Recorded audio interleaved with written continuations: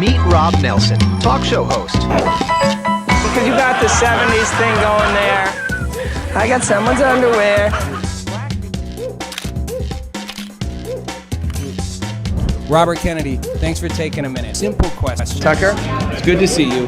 Listen, You're a Bitcoin maximalist. You're Bitcoin forever. I hate this central bank digital currency. Hey, I don't have all the answers, but together, I know we can find them. Down in competition in the ratings tab for late night weekend viewers. All right, hey everybody, welcome to the show. Just me tonight. I know Landy can't make it. Mondays with Landy.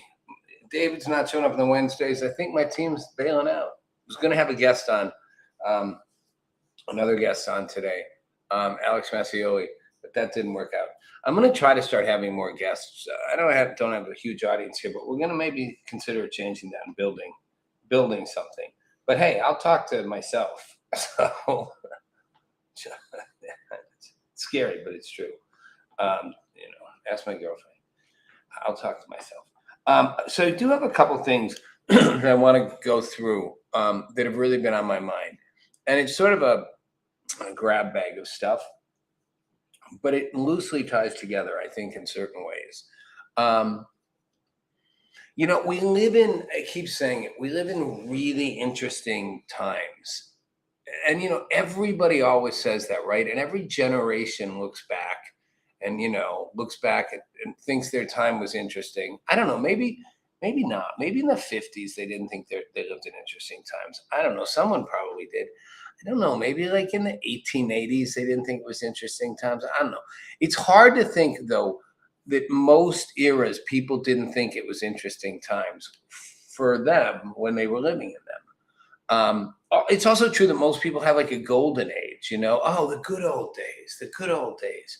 When you're a kid, people older than you would talk about the good old days. So I'm old enough to have seen several good old days scenarios, the good old days of people born, before World War II, and the good old days of the good old days of World War II. Those were the good old days of like the 40s. Which, when you think about it, we were in a major world war, but we'd also just gotten out of a depression. Simpler times for sure. Certainly people reference back, the 50s, like good old days. I even remember baby boomers referencing the 60s as the good old days. They were teenagers and 20-somethings and partying. I never thought I'd see myself talking about the good old days. And yet, the other day I found myself thinking, saying to someone, I've got to learn, bar the words good old days from my vocabulary permanently.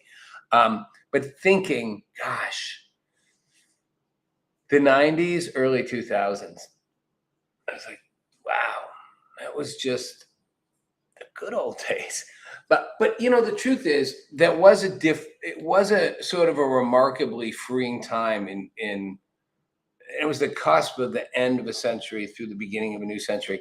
It was a remarkably different time, and every time is different. But we made a shift that I feel like the 90s and the early 2000s was like the end of a progression of getting better and better and better, better technology, more opportunity, more opportunity financially in many respects for people. Not literally. If you were a 20-something in the early to mid 90s, late 90s, you were struggling hard with a lower standard of living than your parents had. But by 2000, you were hitting the latter part of the 90s, early 2000s. You were seeing the results of an explosive technological boom, the dot-com boom, and then a bubble bust. But you saw there was just an explosion, and media was changing so rapidly. We were moving into the cable era, and it was exciting. MTV, suddenly boom, there were music videos. The entire cultural landscape was shifting, but so was the experience of that landscape. And you saw a dramatic boom in content. Granted, it was on cable and television. It wasn't online at that point. It started to be, though. It started to move online by the end of the decade and the beginning of the 2000s. That's why I said early 90s through early 2000s. Right up if you want to like the Facebook era launch of 2004, you really saw, and that was, remarkable. People suddenly were communicating with each other, in communities online. I mean, it's just like boom. And the MySpace was before that. So you saw this kind of thing, and you saw in content this exciting time of, it's so many great shows from that era. And some of them are dated, but some aren't. And you sometimes think like you couldn't do these shows now. I mean, they're still funny, a lot of them. They're still smart. They're still dark. You just couldn't do them. They'd be too politically incorrect. They wouldn't fit inside the narrow little boxes content's become. I mean, content's always been recycled. It's always been, I mean, there was Jaws, and then there was Jaws 2, and Jaws 2 sucked. I think there might have been a Jaws 3. It's not that. But I mean, the kind of content. You couldn't make the kind of movies, the irreverence, we were breaking through. We were moving somewhere. I actually think we were moving ahead, like around race and all that stuff. And I think we went backwards. I think the last decade and a half, there's been a lot of backwards. There's been a lot of backwards. Even politics. We were finally kind of starting to get somewhere. The Clinton era, it was a good era. I was there at the beginning of it. I was at the MTV ball. There was a lot of hope. Not hope and change Obama style. There was a lot of promise. There was a lot since the 60s, a chance that things could maybe be different, be better.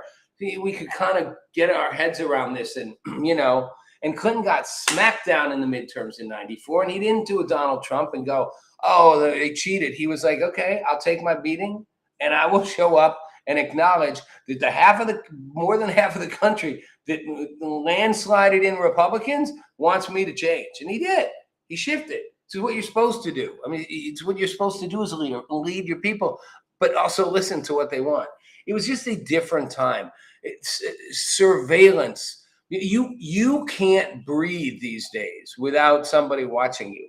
Back then you could go places. You could still get away with stuff. It's fun to get away with stuff. It's fun to hide out. You want to get away with stuff now? You got to do what I do. You got to go to an island in Belize, Tobacco Key, and just hang out on the island. I got Wi-Fi there. Yeah, but I've got, there's food. I mean, there's no grocery stores or anything. You can bring stuff in. They got little, cooks who make dinner for people on the island. You live in a bungalow right on the water. You can go hide. No, but the locals can see you but you can go hide away. Try hiding away in most American cities. There's surveillance cameras almost everywhere. Almost everywhere. It's why it's so weird when people do things like they think they're going to get away. Like they'll just track one building surveillance to another. And it's not that surveillance isn't good, but the surveillance state, really got its strongest expression in Orwell's 1984. FYI, in case you don't know, it's all interesting with Orwell, because I think a lot of liberals have used Orwell too, suggesting Trump's Orwellian or whatever, which he's not. But, Orwell was a big conservative. It's this great line where he says something about like the problem with left-leaning people, and it's a generalization. I'm not saying this is true, but and I don't even call them left-leaning. I think he called them with leftists. I don't know if he used the word leftist, but he was British. He's talking about the left, socialists, whatever, is that they have and he said especially the intellectuals, they have a really hard time understanding what reality really is, like what life is really like. I thought it was interesting. He was such a conservative. But that said, Orwell's surveillance state was a terrifying proposition. The government watching everything you do. But the reality is, we're that times 10. Physically, the government can watch. The state can watch. Between private cameras and public cameras, the ability to see where a human being goes is, and if something happens, they'll request the cameras for every building in the area, even people's ring phones. It has become, a thing that you can be seen almost anywhere. But that's just the most superficial of the surveillance. The digital surveillance, the degree to which they can see and monitor what you're doing. And, we see this now with FISA warrants that came out. You saw this in the first Trump Trump campaign, where people inside that thing, their phones were tapped, whatever things, people were surveilled. I mean, the government's ability to surveil on average citizens is enormous. And just the data collection alone from big tech is enormous. Google knows so much about you. You know, you can track almost anything you're doing, what you're buying, what you're reading, who you're talking to, what porn you watch, you know, what your religious beliefs are, what your deepest, darkest thoughts are, your notes, you're tracking, you know, your AI conversations. It's all there. It's all there. Your expenditures, what you spend money on, who you spend it on, where you spend it, how much money you have, how much money you've made, your medical history, even even the HIPAA laws. There's so much ability to see what happens. A little teeny bit of medical protection, tiny, I would argue, and it's going less and less. We've shattered privacy. We've squished it away, and that's a big deal. Because when we lose the ability to be private, when we lose the ability to retain our individual privacy, to have that, I don't know about you, I don't want everyone to know everything about me. I also don't want to feel like I'm constantly under watch. I hate it. I hate looking around to see what cameras are watching me. Like, fuck it. If I want to have a cigarette, I don't want someone watching it. Not that I care. I'll smoke a cigarette on camera. It's not that. It's just like, I want someone looking at me all the time, tracking me. And it's only going to get worse, especially if we move toward a central bank digital currency, which a lot of people want. And oddly, this is a unifier for right and left, because some part of the left likes the idea of a centralized currency, and some part of it doesn't. And the part that doesn't like it because it thinks it's a crypto-based type thing, I think, which technically not really, but sort of, yes, is. It's a digital currency. But the reason the right likes it, this whole notion it's efficient or whatever, it's not. It's taking the central bank and making it times 1,000, times 1,000,000. I don't even know. Alexander Hamilton would have a orgasm. He'd have a wet dream all over everything if he could have seen a way that he could have had that kind of control. The whole point of the central bank was to create control primarily over the states, but ultimately over the individuals. Alexander Hamilton, so funny too, because Hamilton, you know, the play that's, you know, woo, woo, woo, and, you know, he's this whatever, you know, liberating, whatever, on Broadway, you know, have the black cast, whatever. Hamilton wasn't black, but, you know, again, he also wasn't like peachy white. He was like somewhere in the middle. But I don't care what color the actor is.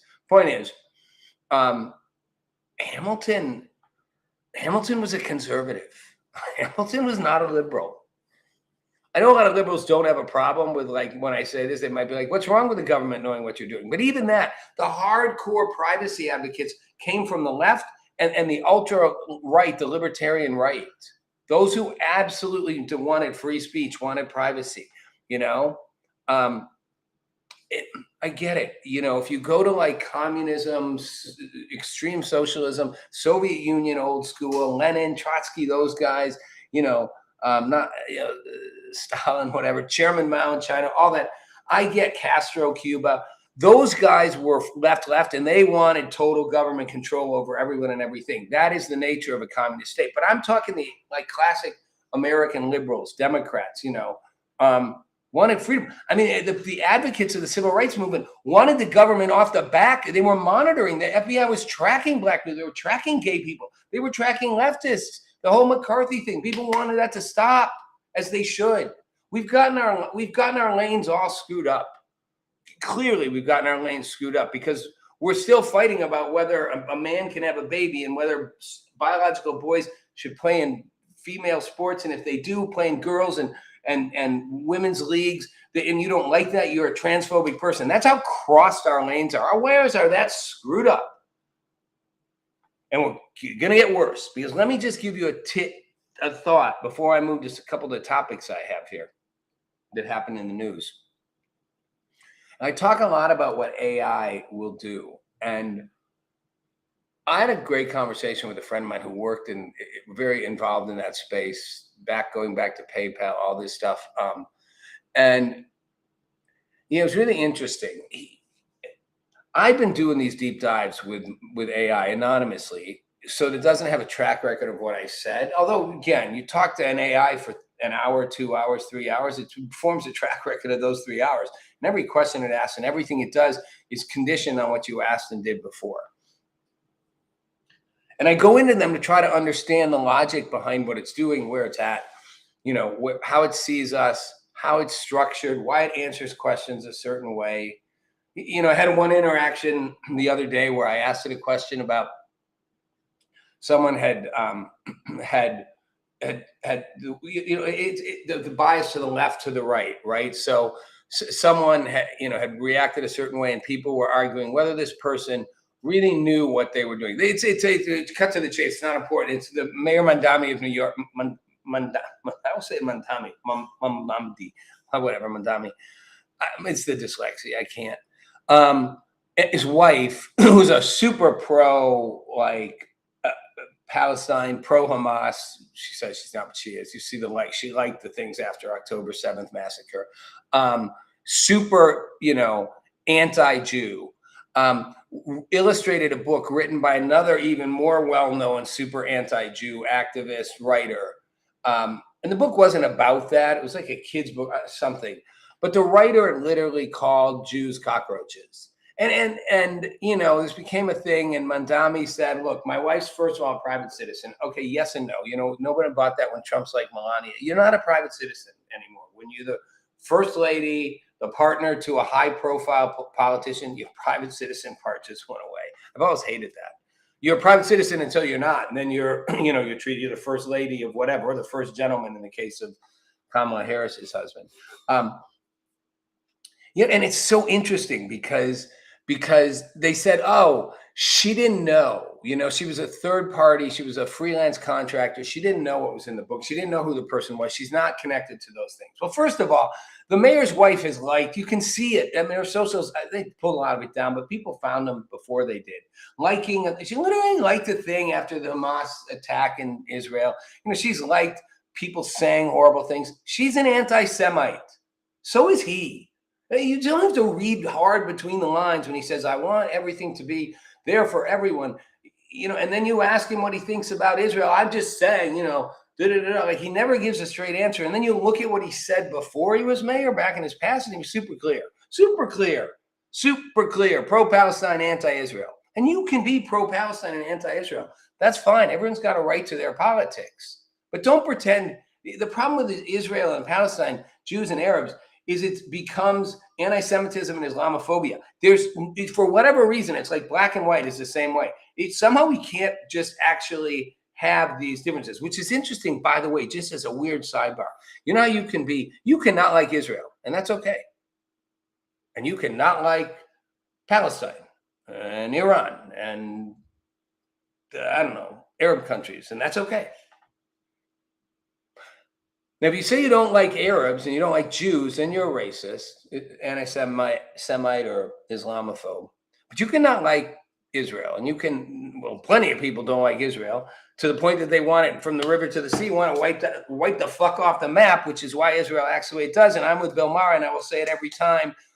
Israel tried to make peace a bunch of times over the last 60 years, and Palestine never did. The Arab countries didn't want it to. Then Hamas got embedded in there. Hamas doesn't want it to. Sidebar to sidebar, Jared Kushner just basically did an ultimatum to Hamas saying, if you don't disarm, because the whole thing's been they have to disarm the whole agreement and they're not going to, the 20-point plan or whatever. If you don't disarm, U.S., we're going to green light.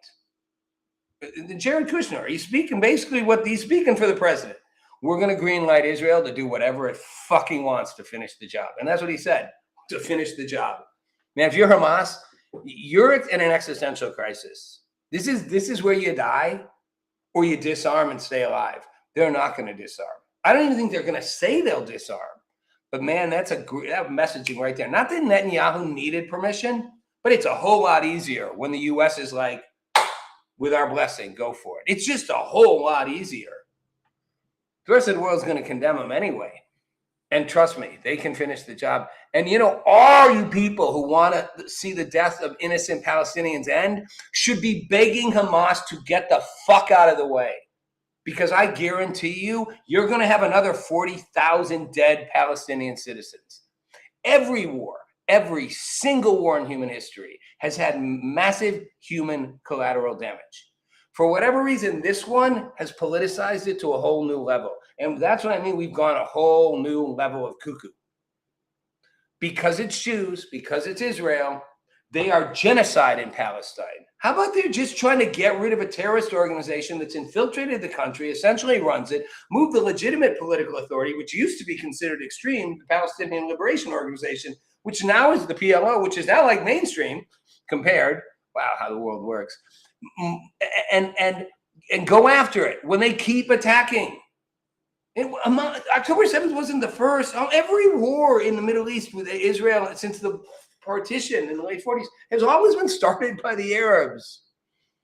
And even when the Jews tried to make peace and Israel tried to offer things, you know, and boom, the Arabs blew it up because they didn't want it.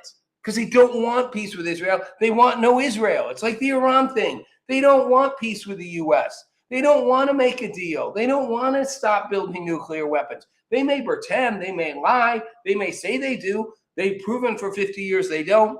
They were built to not want it. The Iranian government is not a natural government. I know I'm sidebarring. I'm like a bumper car here. The Iranians are Persian. Really, people on the left even realize this. Iranians aren't Arabs. They're Persian. They had a culture that goes back, way back, pre-Jesus age. One of the most beautiful cultures, one of the most artistic science, technology, the developments, it just was remarkable. They weren't Arabs.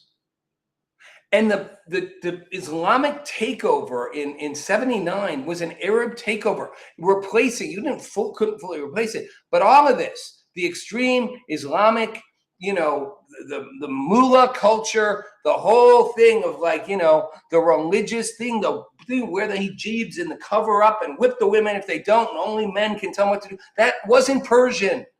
That's all. It's an infused culture. What's that word when you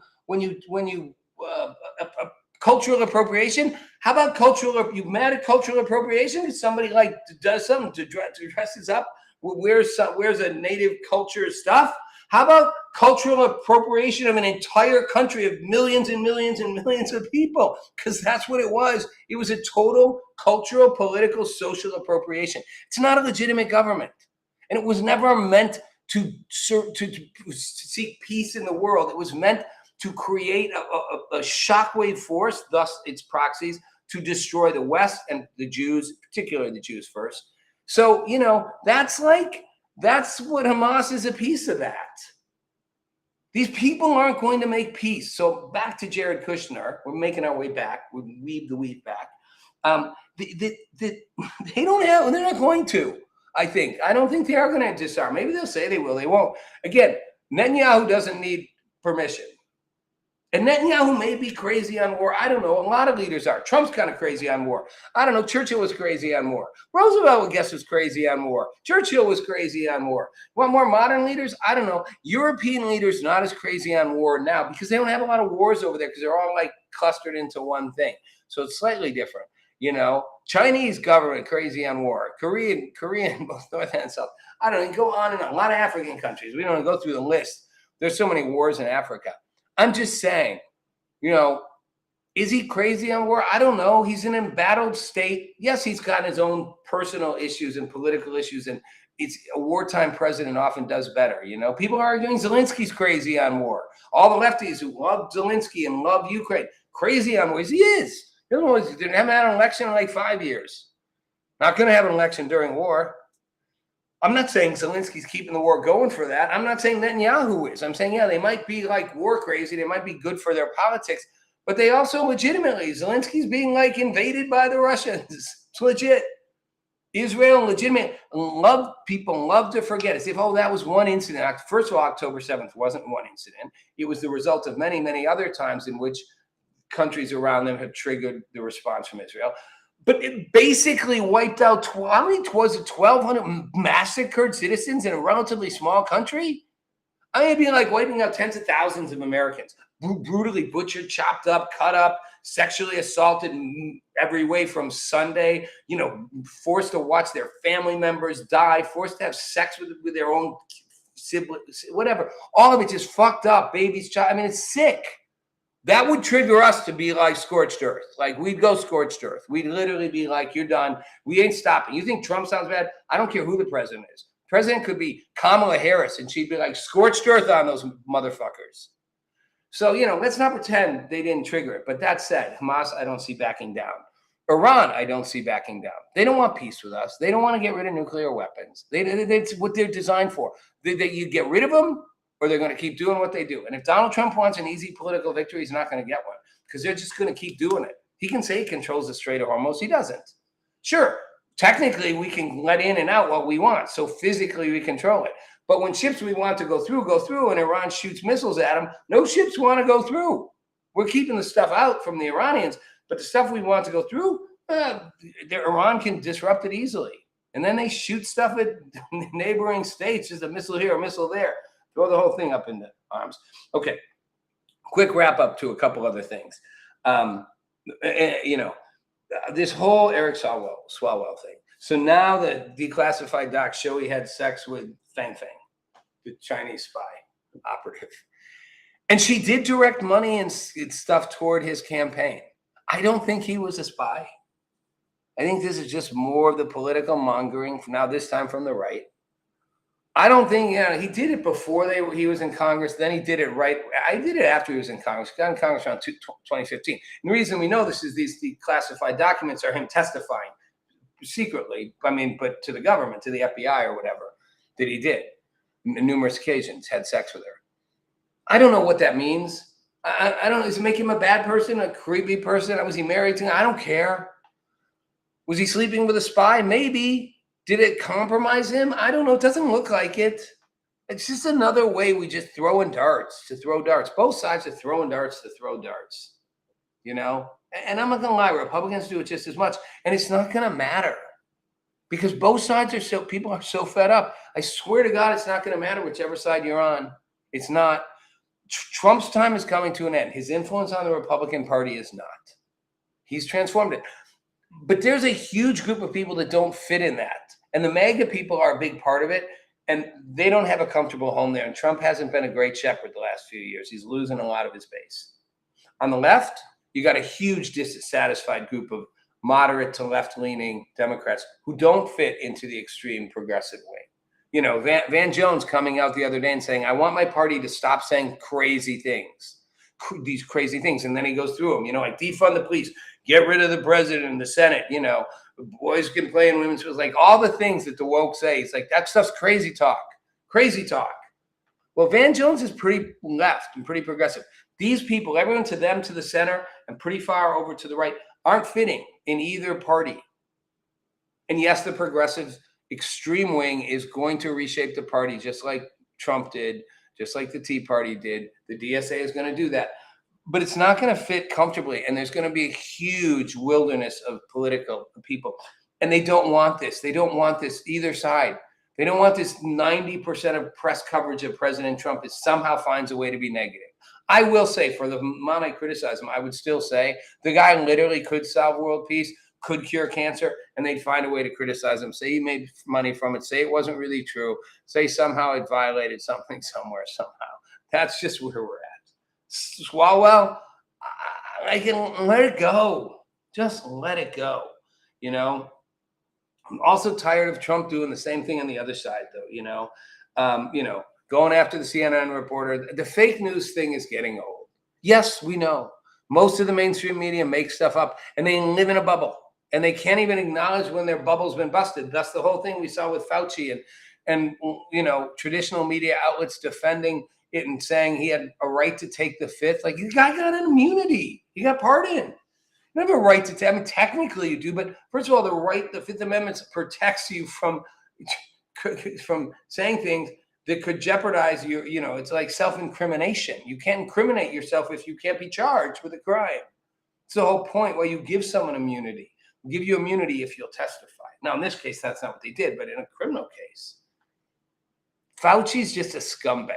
And the left defending him, and the left even pretending that they didn't do this. I mentioned before Kennedy on State of the Nation or wherever it was, and it was with her, CNN with Dana Bash, and saying, you just spout whatever they tell you. And she's like, we do not. And he's like, you did during COVID. This was about the, vaccines and, the whole thing. But it's like, you did during COVID. She's like, no, we didn't. Of course you did. You didn't push back. You didn't ask hard questions. You spouted what they said. You didn't allow voices to be heard that didn't. Tech companies shut them down. You blacklisted anyone, and you said it was disinformation, misinformation, all of it. Ivermectin, CNN's chief, Sanjay Gupta, whatever, their chief medical person saying it's horse medicine, and that is horse shit. It is horse medicine in massively high doses. It's also, ivermectin is one of the most widely used drugs in the world. Millions and millions and millions and millions and millions and millions and millions of human beings have been given ivermectin in third world countries. It's one of the safest, most provable drugs you could get. It's been tested for decades to over millions. They didn't like it because it was an easy, cheap, helpful cure. I used it to offset COVID. And the pharmaceuticals, Pfizer made $0. It's like publicly free, basically. And they could make a ton of money on the vaccine, right? They could take a ton of money on that, and they could develop it at our expense, and they had liability guarantee free to go. It was fucked up. The media still can't acknowledge it, most of them. And that's the state we're in. And Trump plays into that. He's a part of the problem too. My point is, people are getting tired of the problem. They want a solution. And one side or the other has to come up with it. I don't think either will. It's going to come from a group somewhere in between. And that's going to be us, or we won't come up with it. And we'll just keep spinning our wheels around. I'll tell you this, though. Iran will not make a deal with us that they honor. And the only way we will end that scenario is suffocate them economically till that regime wilts for good, and probably a little more military. Like it or not, we've already gone this far to finish the job. Hamas will not surrender its weapons, even if it says it will.